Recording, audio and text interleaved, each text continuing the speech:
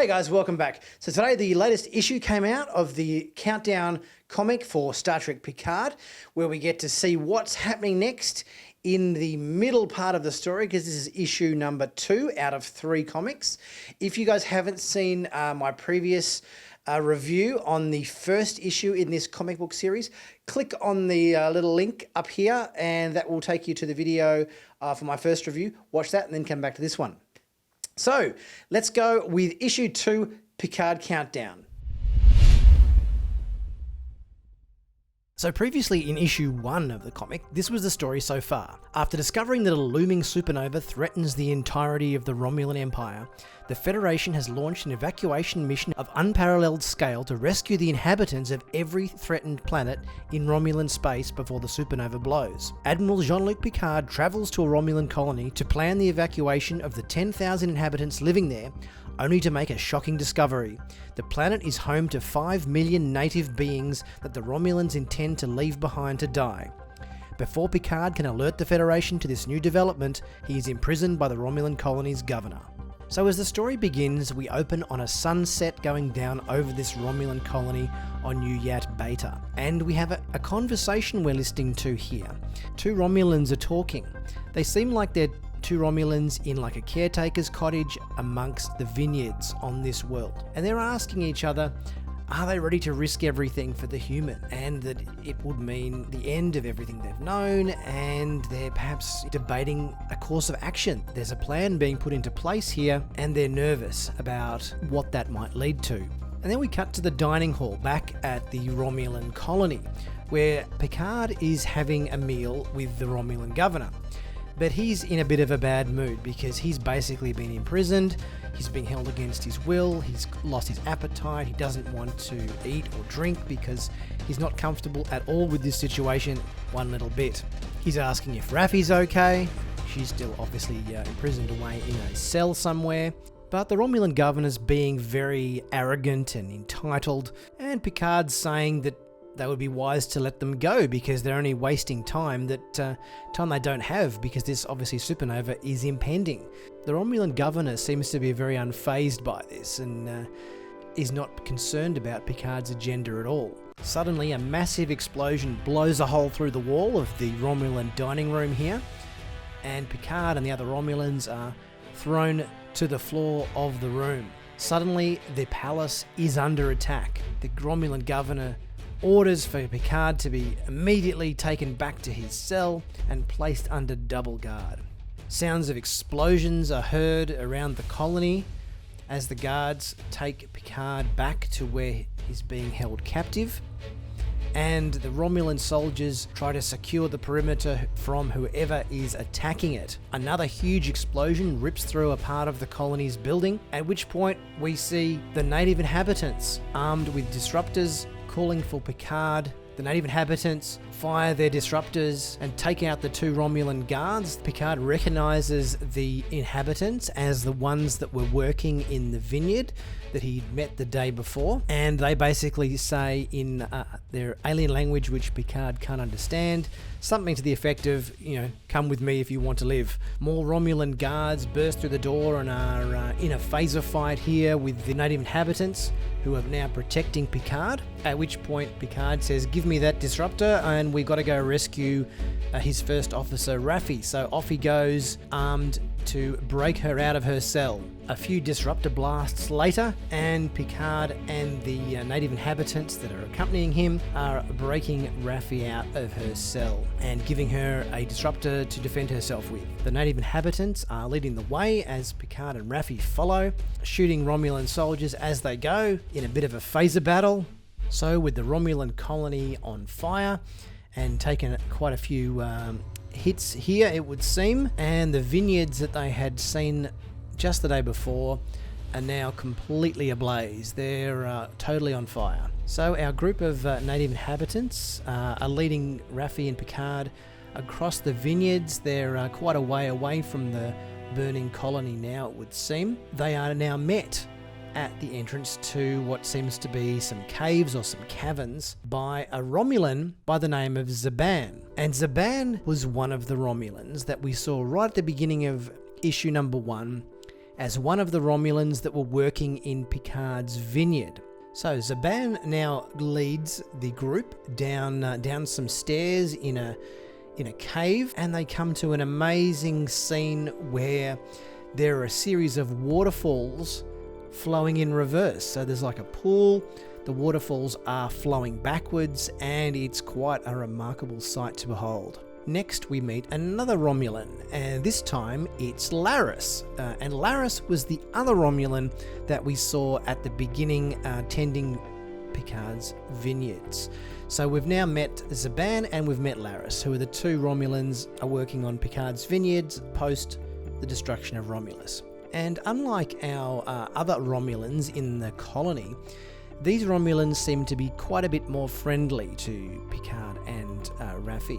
They seem to be very sympathetic of the natural inhabitants of this world, and they don't seem to be aggressive at all. In fact, they seem quite friendly to Picard. Now, these two Romulans, Laris and Zhaban, these were the two Romulans that were talking at the beginning of this particular story.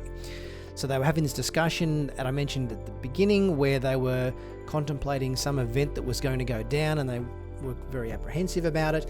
Obviously, these guys are in charge of this revolt that's occurred on the Romulan colony that's been orchestrated and implemented by the natural inhabitants of this world. So Picard says this is obviously a very bold move on their behalf, because it means they're going to be ostracized by their people. These two Romulans have been at the colony since the beginning. They couldn't just stand back and let the native inhabitants die. They had to do something, and they knew that the other Romulans on the colony weren't going to do anything to help them, so they had to take a stand against what they know was right. And it's now we find out that these two Romulans, Zhaban and Laris, are agents of the Tal Shiar.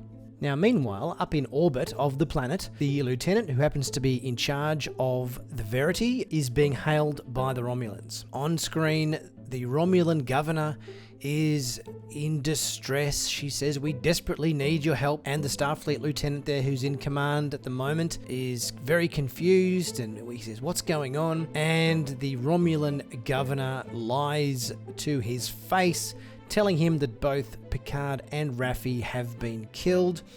And this lieutenant seems a bit green under the gills, isn't quite up for the command position that he's been forced into.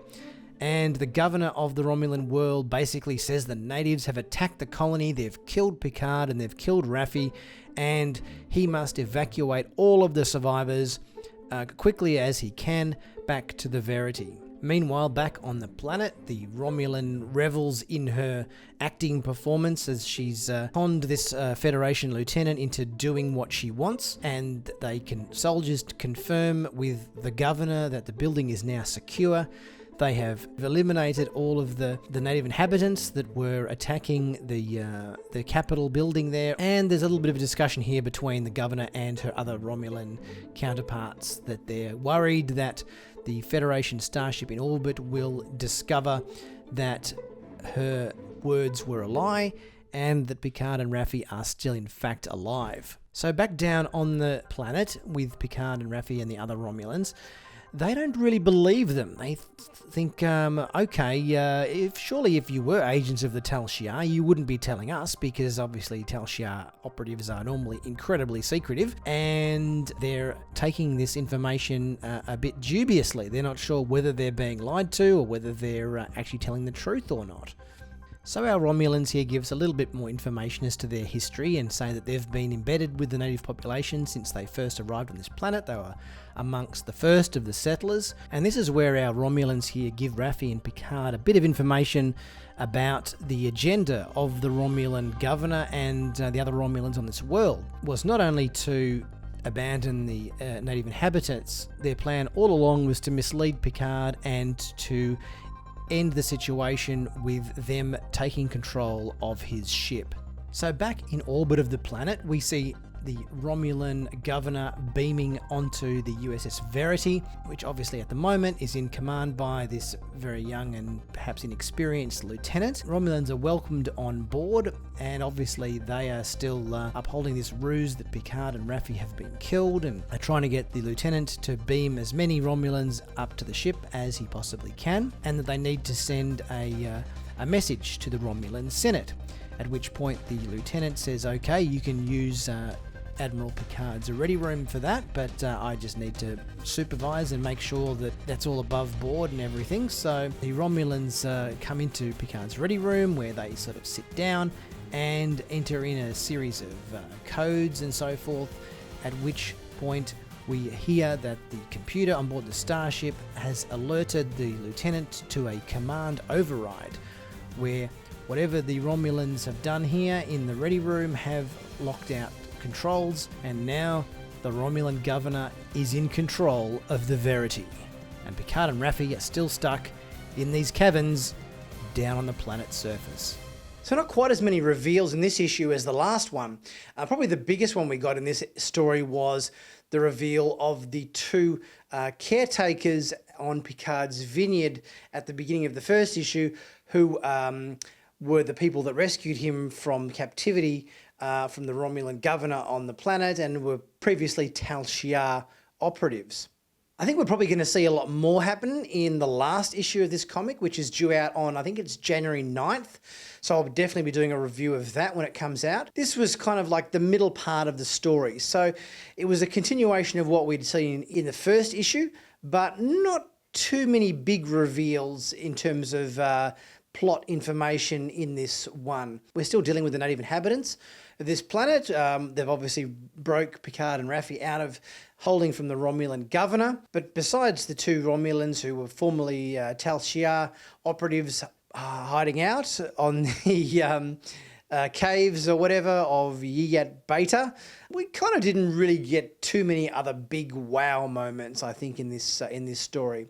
There was a bit of action and everything with the escape and so forth, but we didn't really get any huge moments of character development or any big wow story moments. So I think if there's any other big reveals, I think they'll probably be coming in the third issue due out next month. But apart from that, I'm enjoying the story. I think it's a nice little tease, a nice little taste of Picard's history before we obviously get the release of the TV show coming up in January. Can't wait for that. Until then, please check out my other Star Trek Picard videos on my site. Please subscribe, click like, and ring the notification bell, all that kind of stuff. And I look forward to seeing you guys next time.